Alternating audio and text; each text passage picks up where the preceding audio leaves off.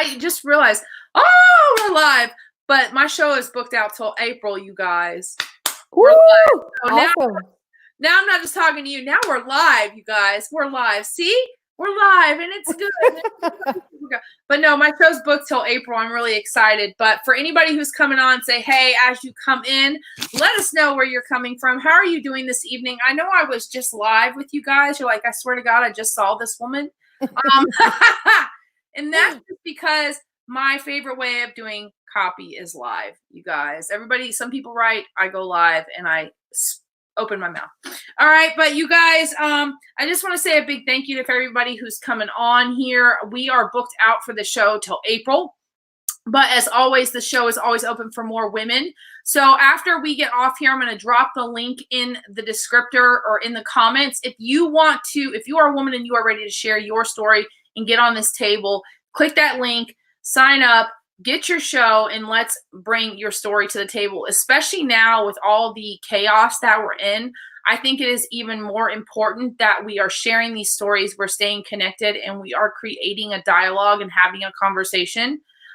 Because you guys, we are getting ready to go into parts of social isolation, as they call it. So it is going to be even more imperative that we learn to lean on and communicate with each other, because if communication breaks down, oh my God, oh my God. But no, but anyways, you guys, seriously, let's continue bringing these amazing stories to the table. I want to continue supporting and uplifting all you women out there doing the damn thing. I want to hear more stories. And I think that, like I'm about to say, when we share our story, when we show up in our truth, we show another woman or another person, even like another man, that it's possible to walk in their truth as well. So, and I'm going to check. Angela says, hello, people. This is funny. No one can handle my story. I can handle your story. You know what?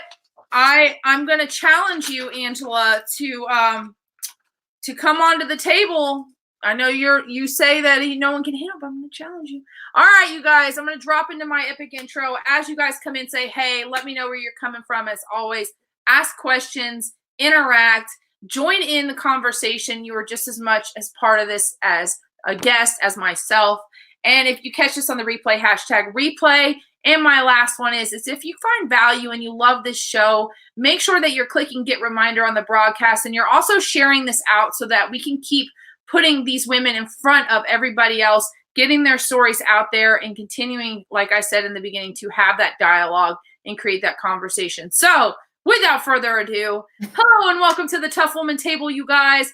And I think I put the wrong episode on here, but this is episode 62. All right. So this is the table where I invite some super badass tough women like Rajika here to take a seat and join in on the conversation and share her amazing story. You guys, I'm really excited, as always, to have her on, like I am with all my guests. Everybody's got an amazing story, and hers is just as amazing. So at TUF Woman, I believe that all women have the power within themselves to live life authentically, free from fear, confident in who they are, and empowered to go out and get whatever success looks like to them. Whatever lights their soul on fire, I say, go out and get that, okay? So I share this belief by championing tough women who have walked through the fire, felt the fear, faced adversity, and kept pushing through it all. And women who now live the life they want as the woman they were created to be. And women who own their stories so that other women can embrace and own theirs as well, because, as I just said like a minute ago, when you give yourself permission to stand in your truth and own your story, you give somebody else permission as well. So let me check here. Oh, Jennifer says, hey. Oh, Jennifer says, good to see you too. Oh, I saw that live you did. It was like, you know, what's funny is how many women, how many of you guys are actually connected outside of this, and it's like this fun little web. So without further ado, I'm going to introduce you guys to my guest, Rajika Mahan. She is a dream builder coach. So I'm not going to go any further than that. I'm going to let you tell everybody who you are, what you do, and who do you serve, and then we're going to jump right into this. Awesome. Well, thank you, Ashley. So my name is Rajika Mahan, and I am a dream builder coach. And what that means is I help women to ignite their dreams and to stop being in a place of stuckness and really move from being stuck to unstuck.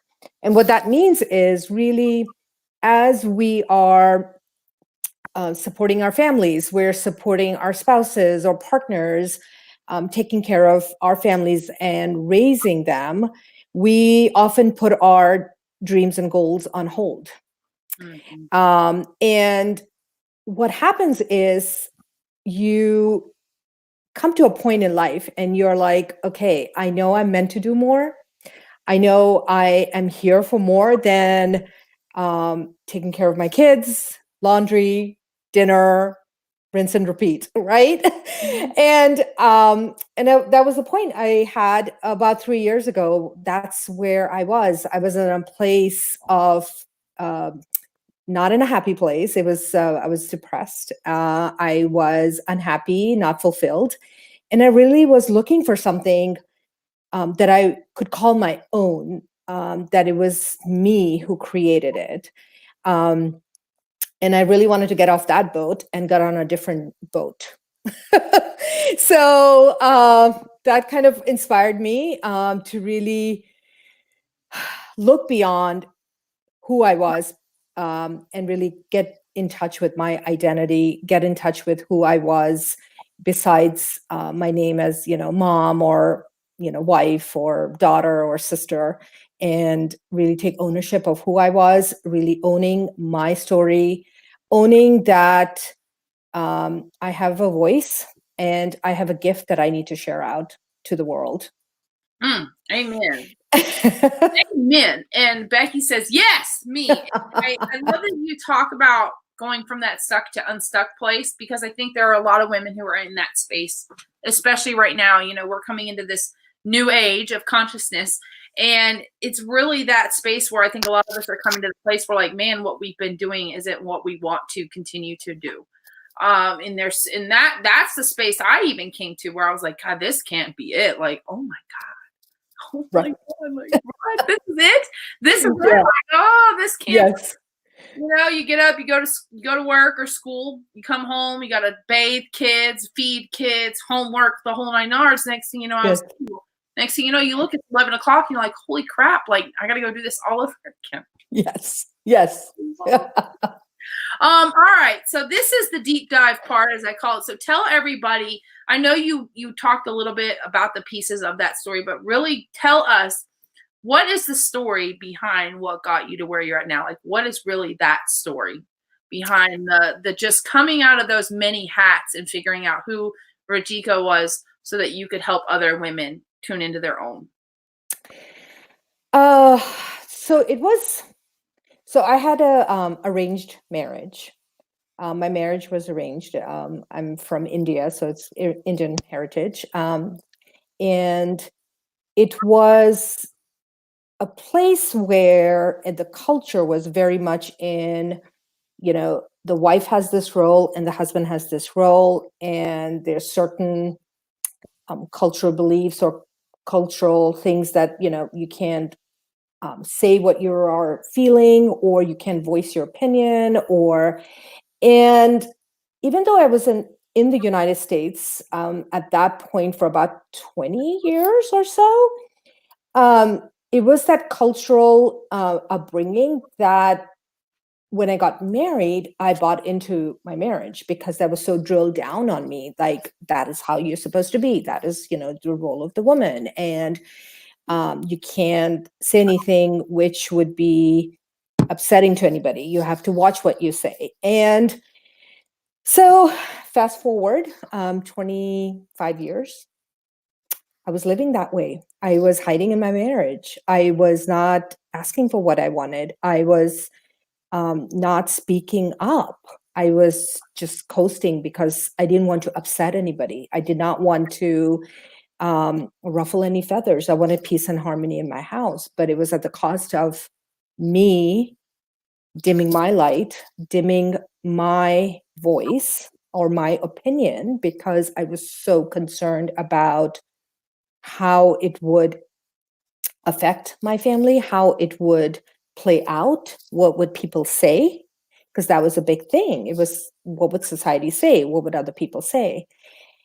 And literally, it got me to the point, like, I would go to bed crying.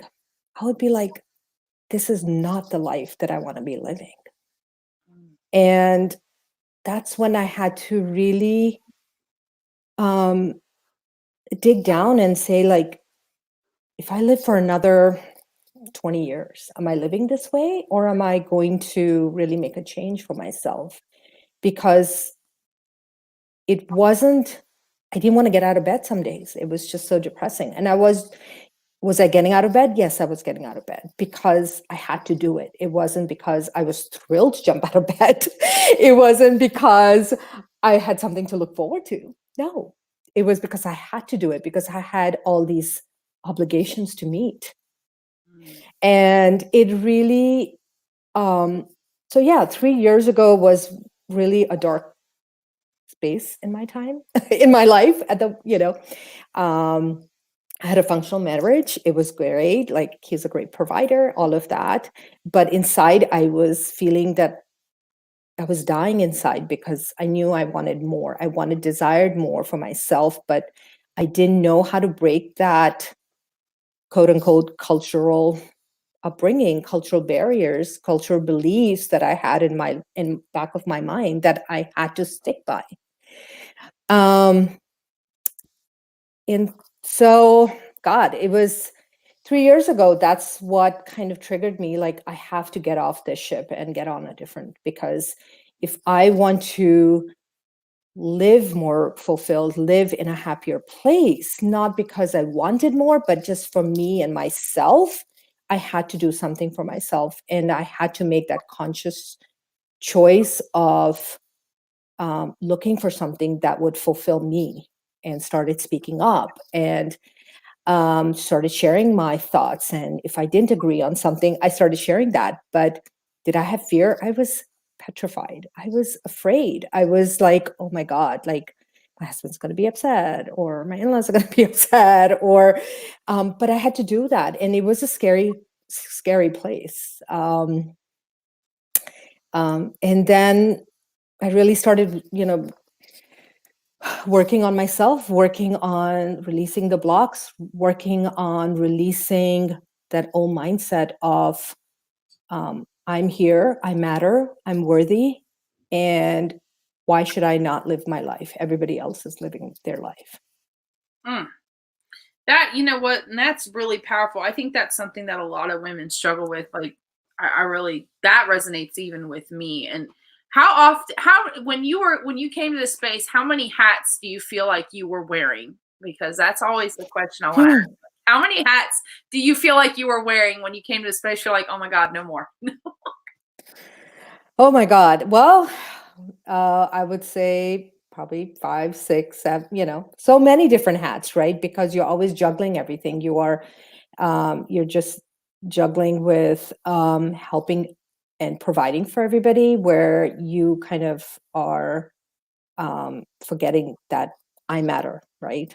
Mm. Um, so, we as women, I think we wear so many different hats, and we forget ourselves in the whole process. Mm.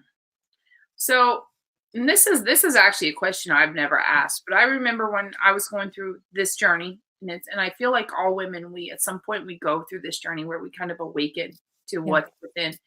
And I remember waking up one day and I was able to actually look myself in the mirror and go, you know what, I really like this person. So I have to ask you, when was that moment? Was there a defining moment where you were able to just look at yourself and go, you know what, this is who I am and I'm happy with this? What was the defining moment? Was that 3-year point, which was, I think, sometime in April. I woke up and I was just like, what am I doing to myself? Like, I I love myself. I love who I see in the mirror. Like, and not get into that mind chatter of um, that if I do take that step, what is it going to look like? Um, and it really woke me up, because I was just living a life that, quote unquote, wasn't fulfilling. I was kind of faking it. I was making it look like we were a happy family. We were functional. We were had everything, but inside we were not. I was not fulfilled because it was just always serving and supporting and really not taking care of myself. Mm. I think that's something that's a really unfortunate trend that I see happening, and because of we've all come from that space at some point, we really just put ourselves last, and people are like, well, I don't, say people. Oh my God, that's it. I'm gonna go on. Yes.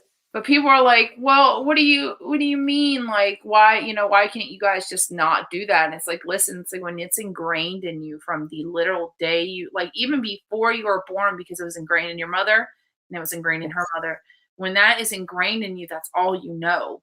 Yes. And to come to that space of awakening, it's I call it a rupture. I think that book we were talking about, The Big Magic, that's what she Yeah. called it's called a rupture. So it's where you rupture from within. And I have to ask, because this is something that when we talk about, oh look, oh, I was just talking about Rahila, I was just talking about 'cause I asked Rajika how to pronounce her name, and I said I had a woman come on Rahila's been on the show, and I Oh, said I didn't nice. know how to pronounce her last name, and she said you got to say the J. You got to say the J. So Rahila had a very similar experience where she was put into an arranged marriage. So I will have to send you her episode, but because I think Great. it would be good to know each other. So hey, Rahila, meet Rajika. But so when you came to this space, because I want to continue moving forward in the journey, but I think this is really important to point out because you have gone through such an awakening. And I really keep wanting to get the point across to women of why it's so important to awaken to ourselves. Like, I just don't think there's enough emphasis on that. When you came to that space of awakening, and you're like, oh my God, this is it. How? Before she said, I heard you calling in my. It's because everybody's connected to me. You guys are in my energetic field. But anyways, how did it feel to be empowered? And I know empowered is a feeling word, but like really in other wording, how did it feel to finally just be empowered in your truth and who you were as Rajika, not as a mom, not as a wife, not as anybody but yourself? How did that feel? Oh, wow. That was, I can't even, I mean, when I had that awakening, it was definitely very emotional because it was like, wow, like you have been hiding. You have been not living up to who you were. And it was just that it was an emotional awakening for me because it was just crying, like, why did you put yourself through all of this, right? And um, kind of also from that point of wow, I don't know how to describe it. It was just like it was very emotional. It was um, but it was also a sense that I had butterflies in my stomach. It was just like, holy cow, like if I can just step into this and be who I am and be myself, how liberating and how uplifting it would be. It almost felt like there was a lot of weight that got lifted off my shoulders. It was just like a feeling of being. It was just like a light feeling. I don't know how to explain it. It was yeah, I don't know. It was definitely emotional. It was definitely emotional because it was what I had put myself through to accommodate other people, to please other people, and yet I was dying inside. Um, it was, yeah. Hmm. I feel that on such a No, I know that feeling, and I always ask for when another woman has gone through something similar, I'm like, "How did you feel?" Because I know that coming out of that awakening, it's incredibly intense, and it's so hard sometimes to get that across to other women. You know, you don't want to scare them off. You're No. really emotional. You're gonna cry. And for someone like me, that's not, you know, I don't know if you're a crier, but I was not. And all of a sudden, I'd be like going through things, and all of a sudden, I'm just like tears. I'm like, why am I crying? I don't understand right now. Yeah. But it's like, but yeah. Uh, Yeah, so it wasn't, it was, would I say it was crying because it was in a bad way? No, it was more that it was tears of joy that I finally woke up. Like I finally said, enough is enough. Like, I'm not doing this. Mm. You guys, I want to take a moment to just say the world is waiting for you to wake up and go, enough is enough. Yeah. Like if now is not a motivator for you to understand that the world is waiting Yes. for people to wake up and wake up into their own truth, you know. Yeah. I just think that that's where things are. So I love this. I love this. Yes. So moving forward, once you came to that space, what was the trajectory that took you on deciding to start to go into your own business and to take this route of becoming a dream builder coach? Well, I mean, number one, I went to a conference where I met my mentor because so a little bit about the spiritual side.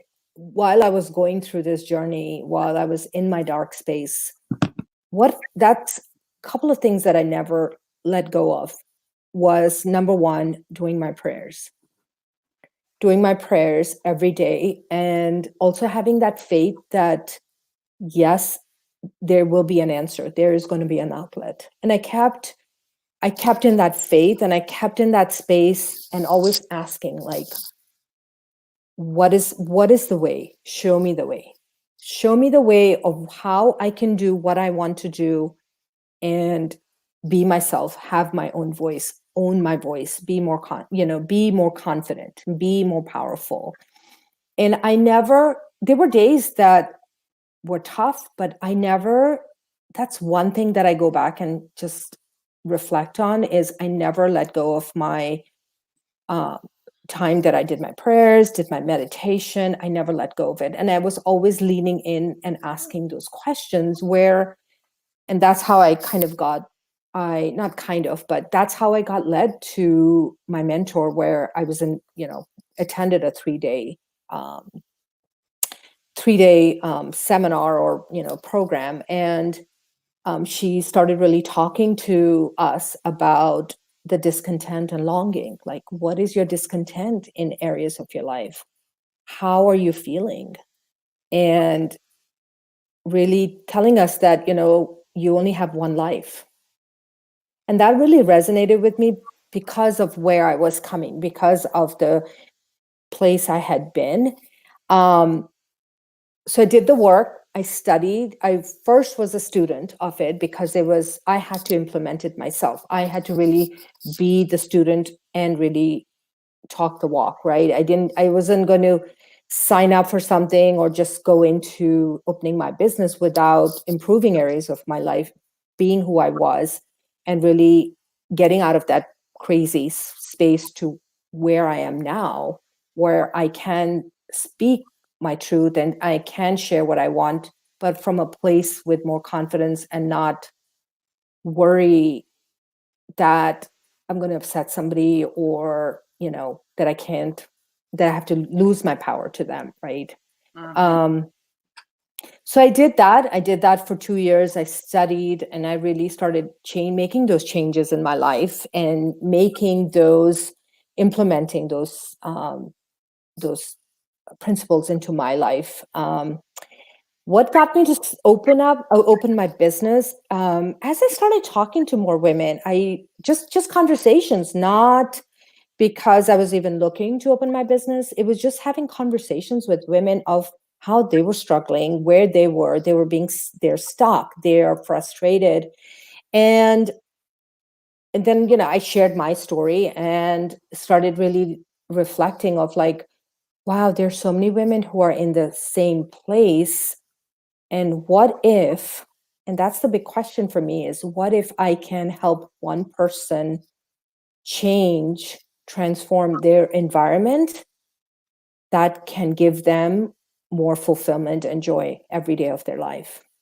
And that's what kind of took me from being the student of learning the transformation and implementing it to really saying, okay, yes, this is the work I want to share with the world. This is what I want to, the impact I want to have on other women. So moving into that space, what did things start looking like when you started really walking in that truth? Because I really want it to be incredibly like right there as to why we need to be walking in our truth. Like this is why you need to be doing this. Your own truth, not what we're doing necessarily, but your truth as it sits for you. So what was it like once you really started walking in that and you were in your purpose? Well, my family was definitely surprised. They were like, "Who is she?" Because they had never met me. Isn't that crazy, right? You're married to someone for 20 years and you're like, wait, you've never met this person though. You married Yes. somebody else. Yes. So that was a big surprise to them.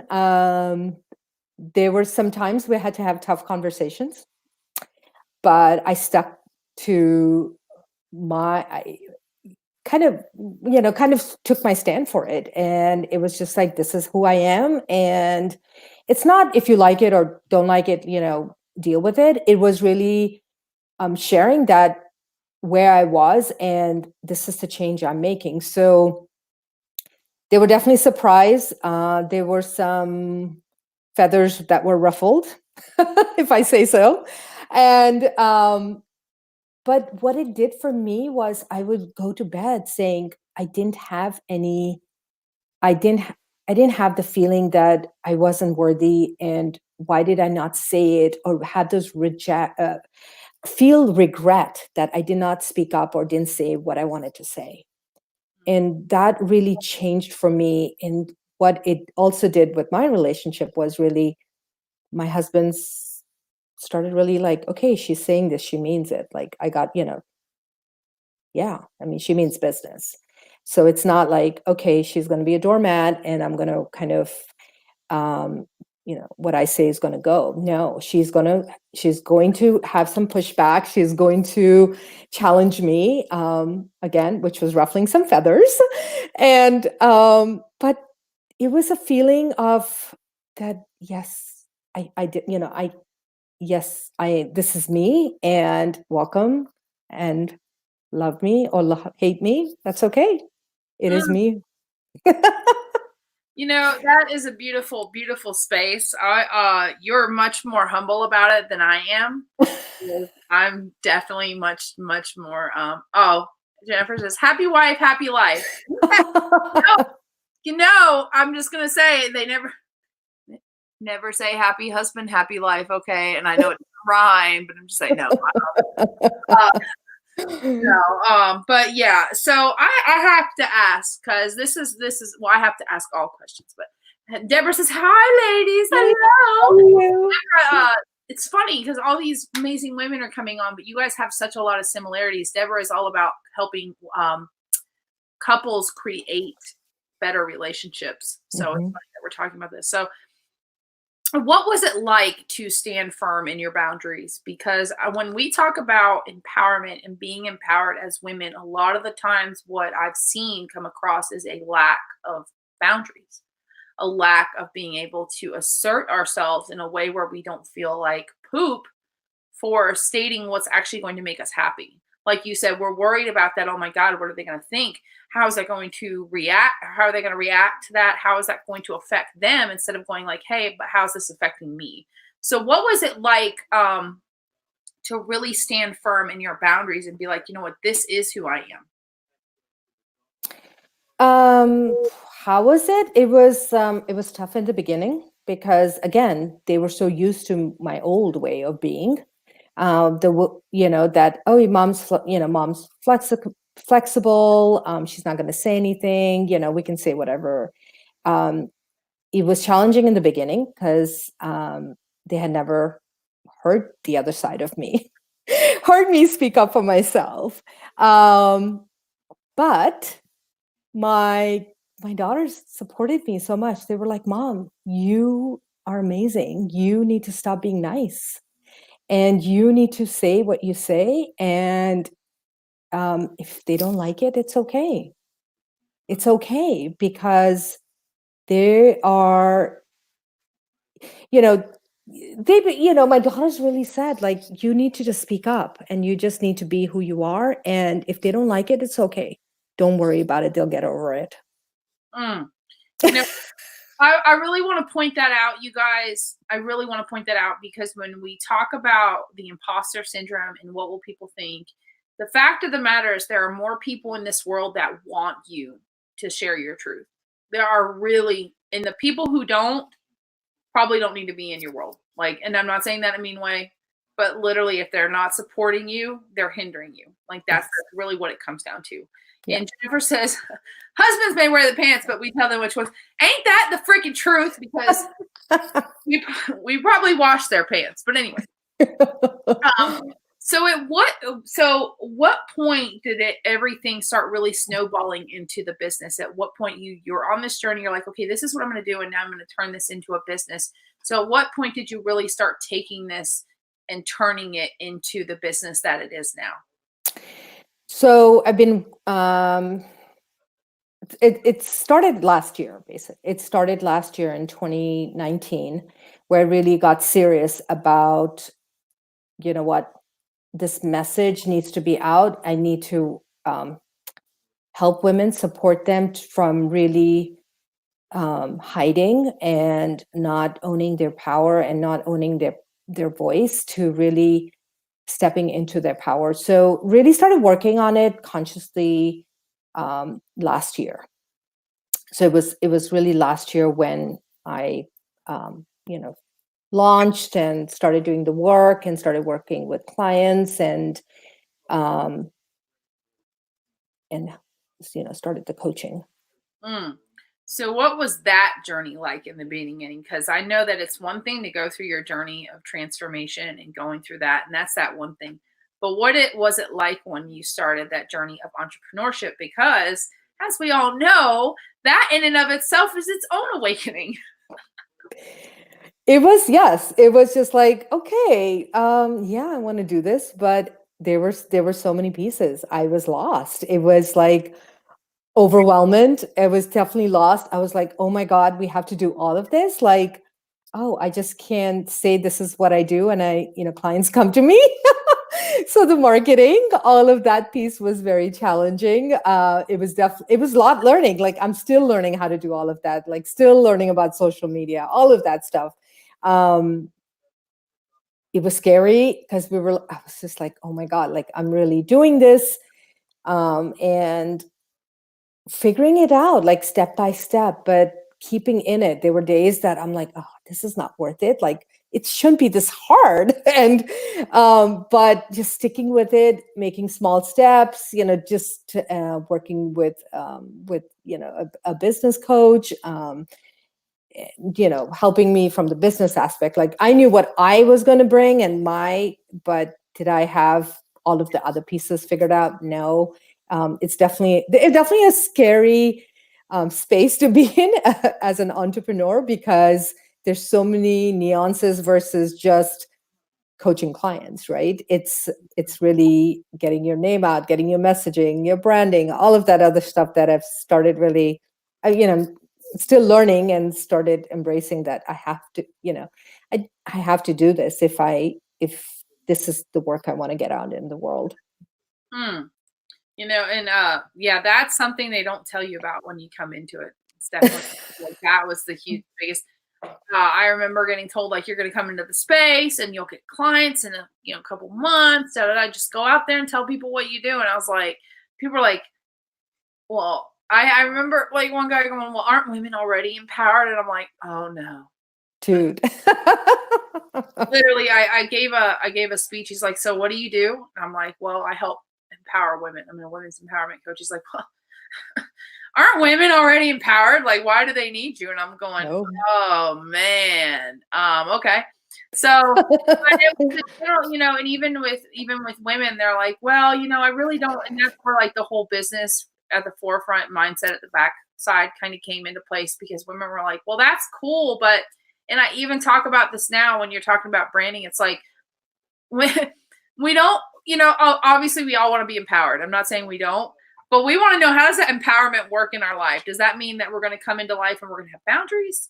Does that mean that we're going to be able to voice our opinion without having that mindless chatter where it's like, oh my God, what are they going to say when they do? So it was like you said, it was like learning that branding aspect. That was really hard. It's hard to put that tangibleness to what that does for us. So I have to ask, what were some of the biggest hurdles you came across? And I just, no offense, or not to interrupt, but I just realized, like, consciously, I just realized that I've said that multiple times. So, but what were some of the hurdles you came across when you were coming up? Like, what were some of your biggest hurdles you came across? It was, well, I think the biggest hurdle was the mindset. It was like, it was the fear of being visible. It was kind of the fear of like, wow, like this is real. It was sometimes the self-doubt that came in, like, really, is this going to work out? So from the mindset side, there was a lot of fear, self-doubt, believing in myself that this is going to really happen. From the technical side, I guess from the business aspect, what did I have to? I really had to get more savvy with technology, learn different platforms, ask for help. That was one thing, because it was just like, oh no, I'm going to look a certain way if I ask for help. Learn how to send out newsletters, just small little things that we have to kind of do that we don't do or we haven't done before. Strategies on how to go and get speaking engagements, how to share your message.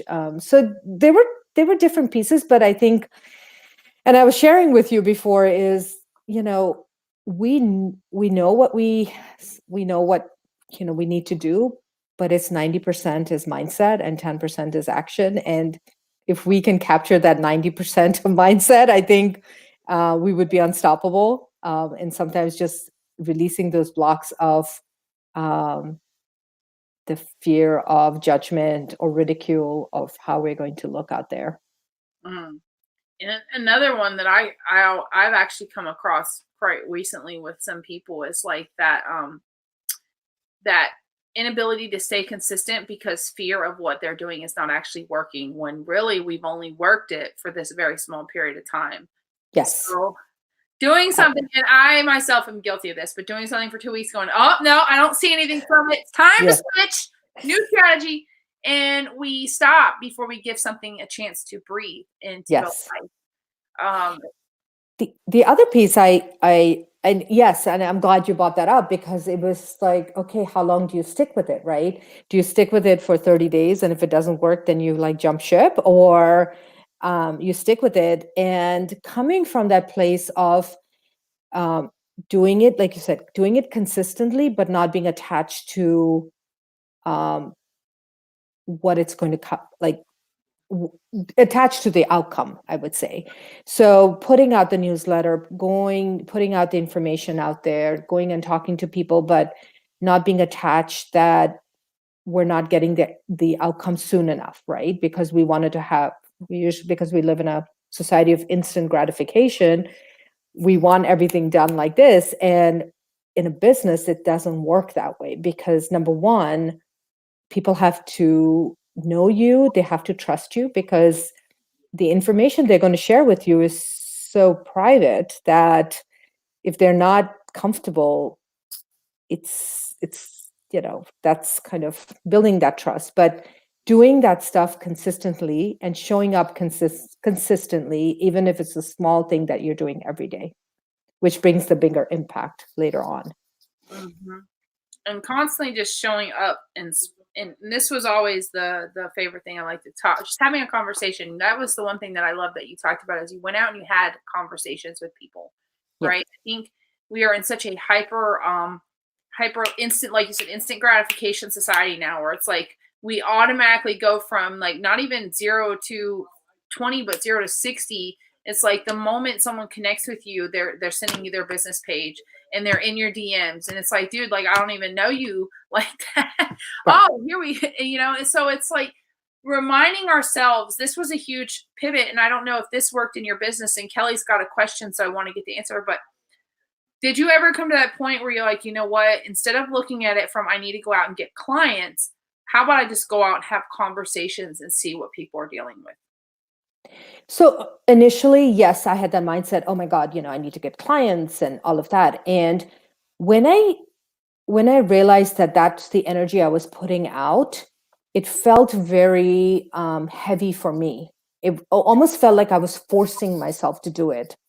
And when I started realizing that I had to let go of the outcome, it just, it was the energy that I'm just having conversations, and it might come out of it as something to take to the next step, or if nothing else, I am just building relationships and connecting with people. And it felt like more of an expansive energy versus contracted when I was like, I want, I want, I want. And a lot of people say that, like, people can pick up on that, right? When you're from that space of being needy versus, oh, I'm just doing this. This is my message. And you're just having that attraction more naturally and with ease versus a force energy. Mm-hmm.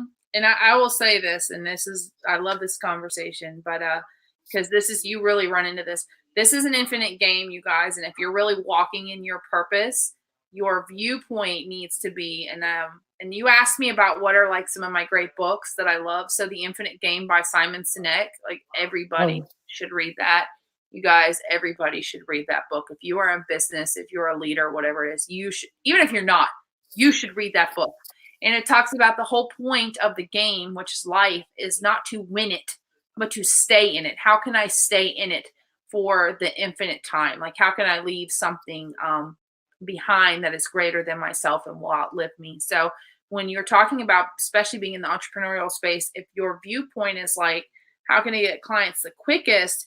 It's going to be potentially a very short run for you. And I challenge people to move to that space of, well, how can I continuously just stay in this and get better every single time? So Kelly says, I can be very impatient. Can't we all, Kelly? I know I can. Hands up for that one. How do you push through that and stay the course? And how do you measure progress? So how I measure progress, I look at what I'm going, like for the week, what am I going to do, right?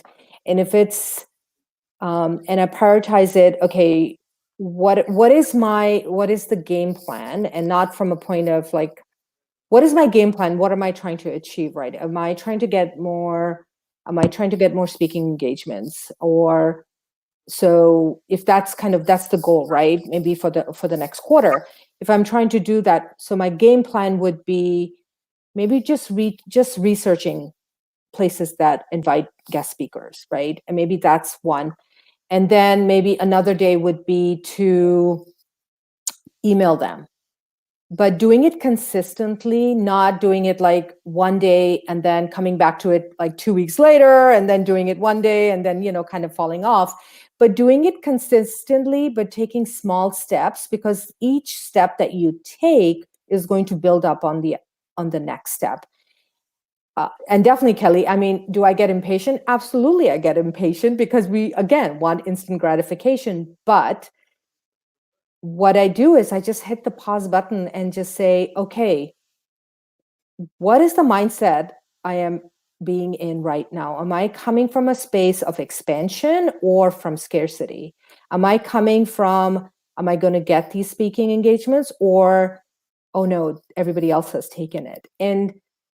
And flipping that mindset and looking at it saying, okay, this is going to come. I'm taking steps every day consistent to what my goals are, right? And aligning them with my goals and doing it with that. So as long as I would say is number one, get clear on what your goals are. What are you trying to achieve? And taking those action steps which will align with those goals to move you forward every day. I don't know if that helped. No, and it does. And I would say on that, the thing that when you talked about it, it's just having those metrics for success. So asking yourself is like, what do I want to achieve? So maybe break it down by the quarter. Right. Okay, well, what's the goal for this quarter? And so then like one that I utilized was growing a group that I did have when I started. And it was like, well, I want to grow my group to this size by this point. So then you're able to go back and look at the group and be like, well, it's at this point and we're here. So what does that mean? What's that percentage of growth for me? So just having those different metrics for success. And Kelly says, that's helpful. Yes. Thank you. Okay. See, this is why I say ask questions. People are like a wealth of knowledge. And Becky says, yes, that is me. Aren't we all? Guys? We really are. But I love to talk about, we live in an age of instant gratification. It's like you can go online and get anything you want at any time. I mean, my God, Amazon will literally go into your room within 2 hours. And that's right. I saw a meme where it's like the different delivery systems, and they talked about ordered pajamas from Amazon and woke up 2 hours later to the Prime man putting the pajamas on me and tucking me back to bed. And I'm like, oh my God. Yes, that is scary, right? It is scary. Sometimes we do lose that sense of being patient, because patient again is a virtue, and we've lost that in sometimes in this fast-paced society that we live in. Yes. And it says, Angela says it is so true. When I stepped back from chasing clients and just enjoyed what I was doing, my business blew up. You know what? I have to say, Angela, I really agree with that. That's really the key. We live in a do, and I must go. And if I can't control it, then I'm going to freak out society. And the biggest thing that we have to learn is, if we are really coming from a space of expansion, as you say, if our belief system is really rooted in the fact that we are always where we're supposed to be, and we are traveling on the trajectory that we're meant to be, and that what is meant to be for us, i.e. the things that are put into our heart and our head that we can envision, if our belief system is that, okay, that's going to happen for me, then we know at all times that we're constantly moving forward. Yeah. And I love that you talked about how it just like releases so much from you, because it really does. Because now all of a sudden you're like, you know what, I will get clients and my business is going to be successful. No matter what I do, it's good. That's enough. Like we talked about it right before we pushed live. It's like, I knew that what I did today, that was enough. And that's what I had to do today. Yes. And that has to be enough. And I hope that is a lesson that we can learn to take. And I love that you brought that into this so beautifully. Like, thank you.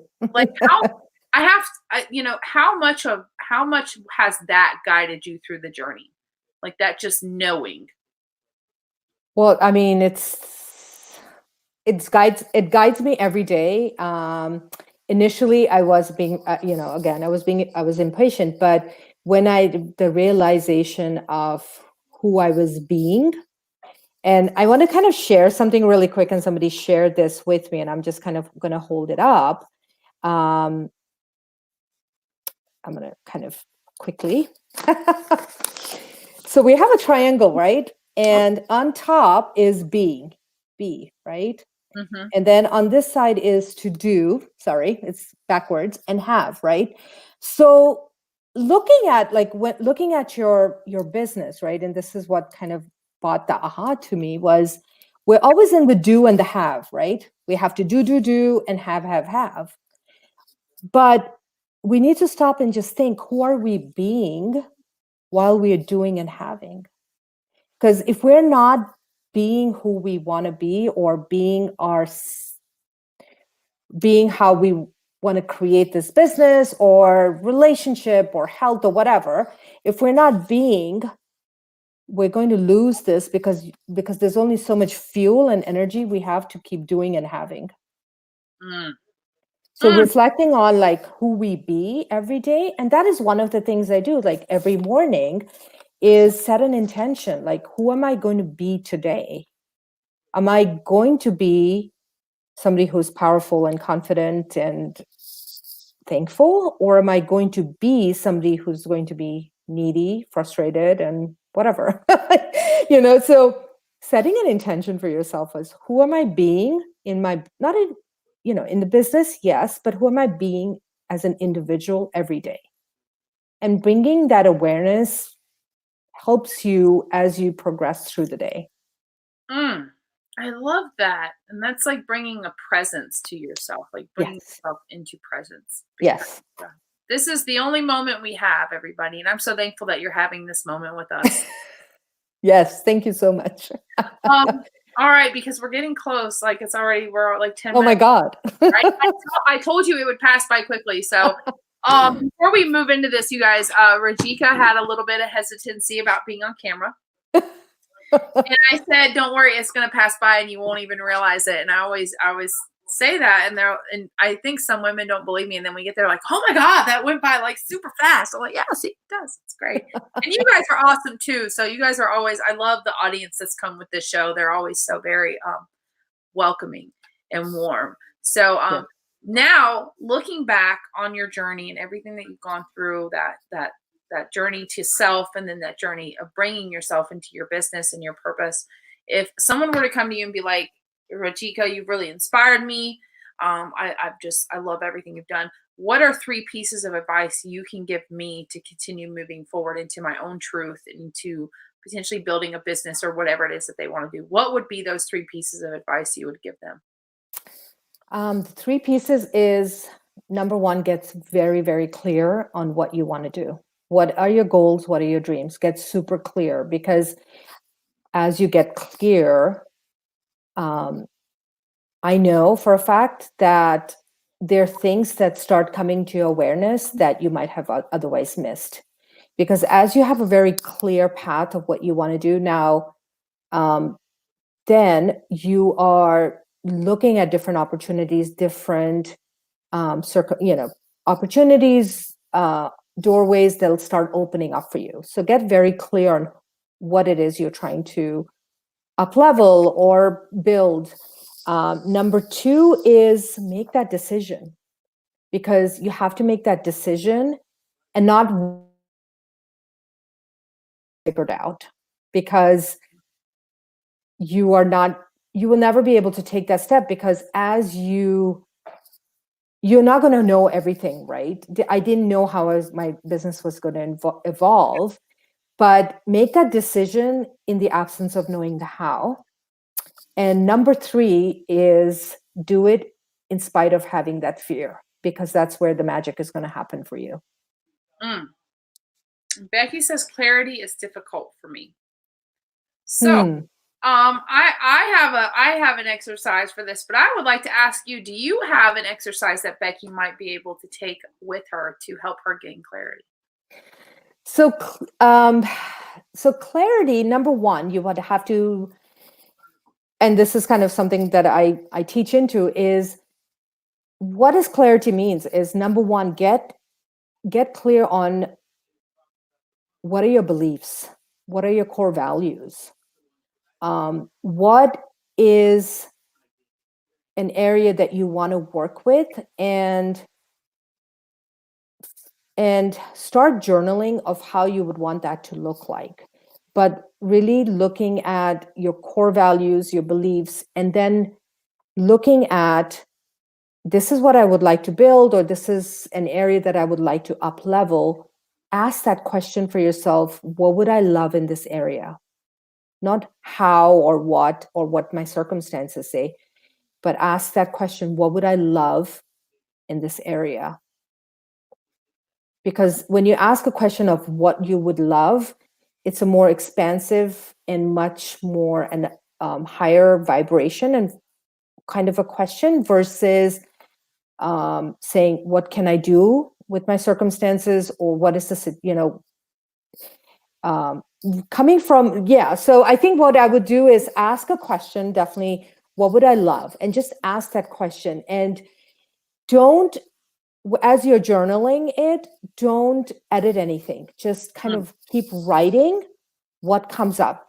Maybe put a stop time, or a timer for 5 minutes, and just write whatever comes up. whatever area of life that you want to up level or you want to get clarity around, just keep writing for that 5 minutes. Don't edit it. Don't think anything that you write is too big. Just keep writing and keep writing. And as you write from the question of what would I love, you will get different kind of answers that come to you. Because the one thing I think we as adults do and have stopped doing is stop dreaming, because life gets in the way, or that inside voice saying, oh well, who are you to dream that way? I think we don't give ourselves permission to dream because we're afraid of failing or looking a certain way, and we have kind of suppressed that. And when I ask that question, even of my clients, like, what would you love in this area? A lot of us don't know that because we haven't really given that time and thought of what we would really love. I agree that I can't tell you how many women I've come across. You ask them what makes you happy, Right? And they'll go, "Oh, well, my kids." No, what makes You happy? you happy? And they'll go, "Well, dang, I really, I don't know. Like now that you've asked me that, I don't know." And then what's amazing is you give them about a minute, and they're like, "Well, I love travel, and I've always wanted to do this." And they go, "Well, why did you stop?" And they're like, "Well, because this, and this." And, but it's like you said, we really, at some point, we lost that little 5-year-old that was just happy in the garden or, in the backyard running around. Yes. We lost that. And so Jennifer says, good job, Rajika. Really proud of you and loved hearing your story. Like, oh, Thank you, Jennifer. I love this. This is why I do this show. Like really, because I want not only can you provide help, like you're definitely helping. Becky says, I have been in a dreamless sleep for a very long time. Oh. It's time to wake up, Becky. It's time to wake up.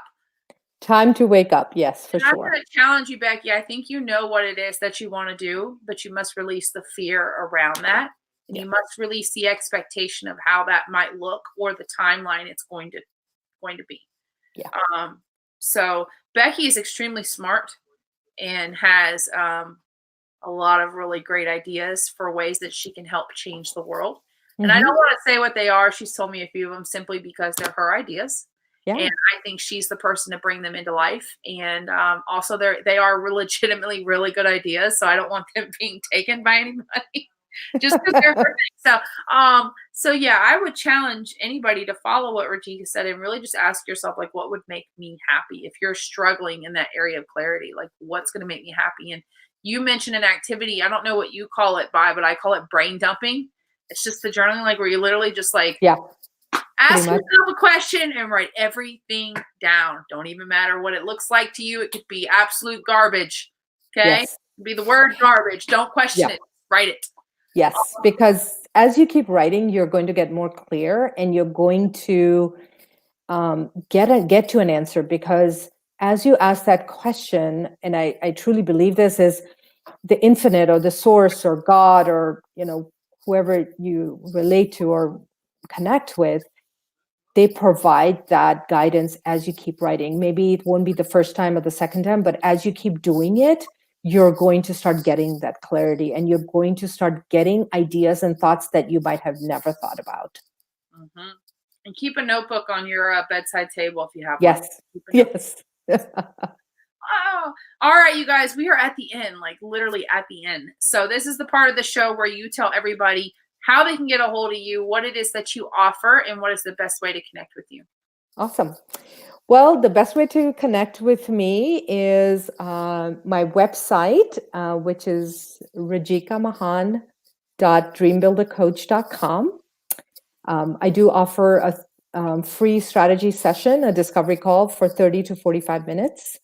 And what I offer is really a 12-week Dream Builder program where we go into the blueprinting, which is really figuring out, getting the clarity, building the dream and vision, going into the bridging, which is getting you from where you are to where you want to go.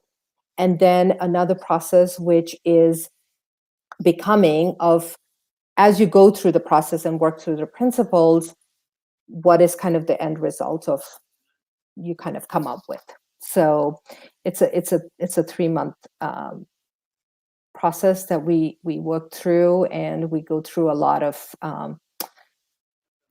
not a lot of mindset, because again, I said 90% is mindset, because we all know what we need to do, but it's having that support and having somebody really push you beyond what you would push yourself, and the accountability. Yeah. And you guys, she is tagged in this, so that is her Facebook. You guys connect with her. Yes. And my call to action to you guys is going to be continue sharing this if you feel called to do so. Continue showing up every Tuesday and Thursday, 7:30 p.m. Eastern Standard Time. And I'm going to put the link, like I said, in the comments. So for any woman who wants to come on and share their story, please do. I want to have you on here. I want to celebrate you. I want to spotlight you. And also, yeah, I think that's it for right now. I was like, I think I have something else, but I don't right now. All right, you guys. So as always, we will be back Tuesday and Thursday. Thank you so much, Rajika, for being on. Thank you. Thank you so much. Thank you so much, Ashley. And thank you, everybody, for being on, for being here. I'm always incredibly, incredibly grateful for you guys. I do this show for the one woman. So my hope is that every night that we do this show, the one woman gets what she needs out of this.